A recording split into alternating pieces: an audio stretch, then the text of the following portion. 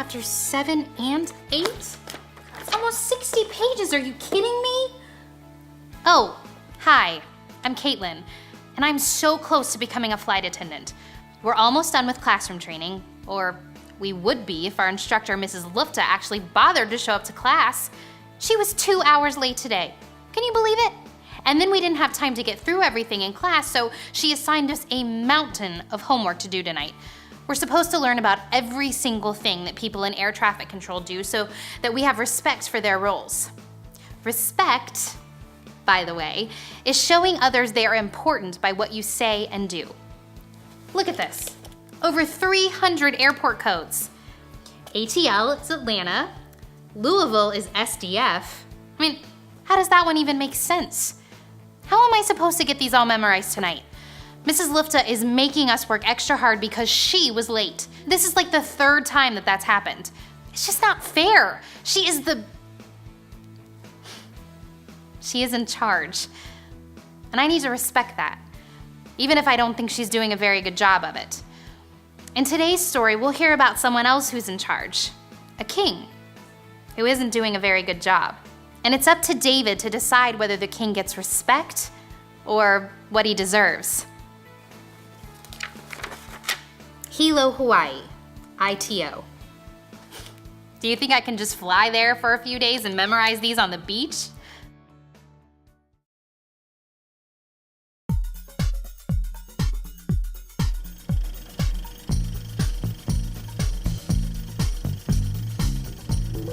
.252 Movie presents Saul Survivor, based on the true story of David sparing King Saul's life. Action! Hello, sports fans, and welcome to today's exciting event, Battle Ready in Engedi. I'm Mickey Hutch, broadcasting live from the Engedi Desert. And joining me, as always, is former Egyptian wrestling champion and developer of his own brand of soda pop, Harvey the Brick Brickowski. Thank you, it's always a pleasure to be here, Mick. Hey, and when you find yourself in the desert like I do right now, nothing puts a stranglehold on thirst like my brand new drink, Smackdown Soda. One sip of this and you'll put the smackdown on your taste buds. Oh, it tastes like feet. As many of you know, King Saul has recently been in hot pursuit of a man named David. Yeah, rumor has it that David was recently anointed to be the future king, which has made King Saul pretty upset, Mick. Yeah, in fact, he has been so filled with jealousy and rage that King Saul has sworn to hunt David down and kill him. Whoa, kill him! That's what I said, Brick. Well, that's low down. That's no way for a king to act. You know what, if you ask me, King Saul deserves a little smackdown. But I know that when my temper flares, there's only one way to cool it down, with an icy cold sip of Smackdown Soda. Still tastes like feet. I hate to interrupt you, Brick, but it seems, yes, David, the man who's on the run from King Saul, is coming this way as, hey, excuse me, hey. Are you David, the future king of Israel? Future king, yes, let's not get ahead of ourselves. King Saul is still the king. Yeah, well, if you ask me, he needs to be dethroned right now, David. Hey. Hey, you know what, though? You look thirsty. Could you use a little liquid refreshment? No thank you. Okay. Can I ask you a question, David? Why are you running from King Saul? Why don't you stand and fight? Well, it's a good question. First of all, my army is only 600 strong.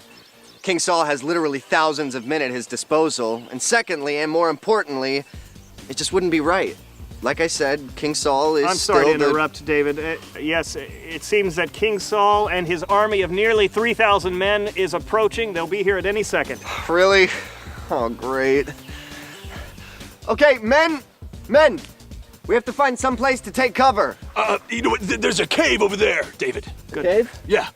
Ooh, that'll have to do. Hopefully King Saul and his men will just pass right by it. Yeah. Hey, thanks. Hey, don't mention it. Men! Follow me! To the cave! It's over there. You know, if I were David, I would still try to find a way to get rid of King Saul, you know? I'm sure you would, Brick. Oh, wait, listen.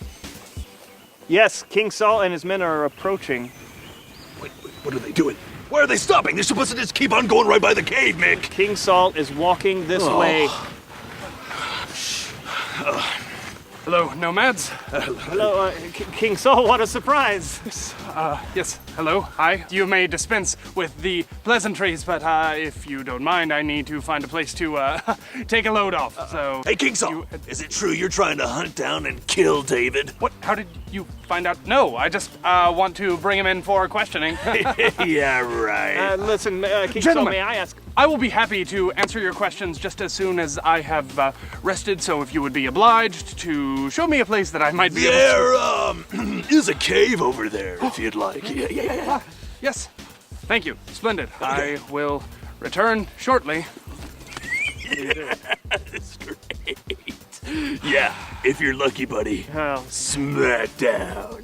sports fans, thanks to my co-host here, we're about to see the fight that we have been waiting for. King Saul has just unexpectedly walked into the cave where David and his 600 men are hiding. This is gonna be great. Finally, we're gonna see some action. David walked into that cave being chased by a king, and he's gonna come out as king. Let's go live to the camera we have positioned inside the cave. I'm so excited. I gotta put this down. Sorry. I can't see anything. Well, they are in a cave, Brick. What? We're not gonna be able to see the fight. We finally get a battle scene, and I'm not gonna be able to see it. Well, maybe if we listen in, we can hear what's happening. I think I can hear David talking to his men right now. Lord David, King Saul has entered the cave by himself. Yes, Lord David. The king is in a vulnerable position. His defenses are exposed. Men, you know not what you ask of me. Sir, if you kill him now, you will become king. It's obvious God has made this so. I have a plan. I will. And when King Saul is. I'm afraid that we have lost our audio feed. I can't believe this right when we are getting to the good I part. apologize, sports fans. I'm afraid we're just going to have to wait and see what the outcome will be. Oh, man. Oh, look, someone's emerging from the cave. Well, it's King Saul. How can it be King Saul? How is he still alive? Sorry to run off so quickly, but a king must not postpone his kingly duties. But. My lord the king! What? Who calls on me? King Saul! Why do you listen to people when they say that I mean to harm you?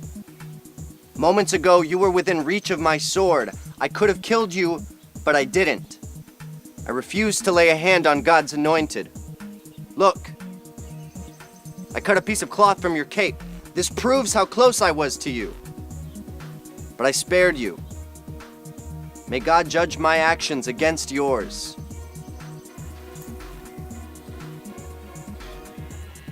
Is that your voice, David?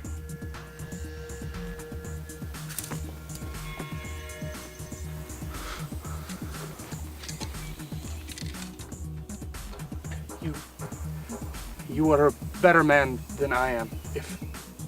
If I had been you, I would have killed me. That's just how I treat my enemies. But you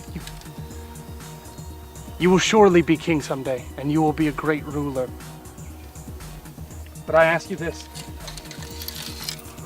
Please, be kind to all of my family. Spare them as you have spared me. I will. My king. Then I shall return home. Farewell, David.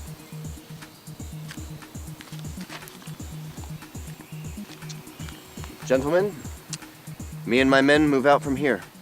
Thank you.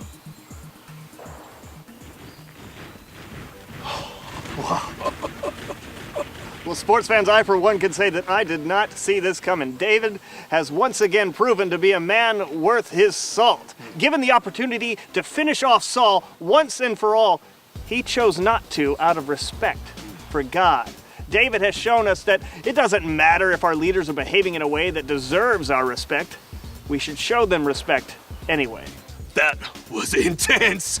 Good thing I have a bottle of Smackdown soda here to replenish my spirits. Don't- Feet! Oh, what is there? Feet as an ingredient? What? That's all for us here, sports fans. I'm Mickey Hutch, and along with Harvey the Brick Brickowski, reminding you to respect your leaders, even when they don't deserve it. You want some? No. Why not? Are you serious? You have to wonder what David was thinking. I mean, King Saul didn't just give David a bunch of homework. He tried to kill him. But David believed that God had made Saul king, so he chose to respect Saul and spare his life, even though Saul sure didn't deserve it.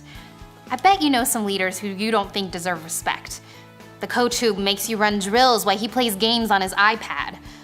The librarian who shushes you and then talks loudly on her cell phone. Or the lifeguard at the pool who makes fun of kids. Sure feels like these people don't deserve any of our respect. But God put them in charge. And when we think a little higher and respect them with our words and actions, well, we're showing respect to God. And there's something else too. When we respect someone who may not deserve it, sometimes it changes them.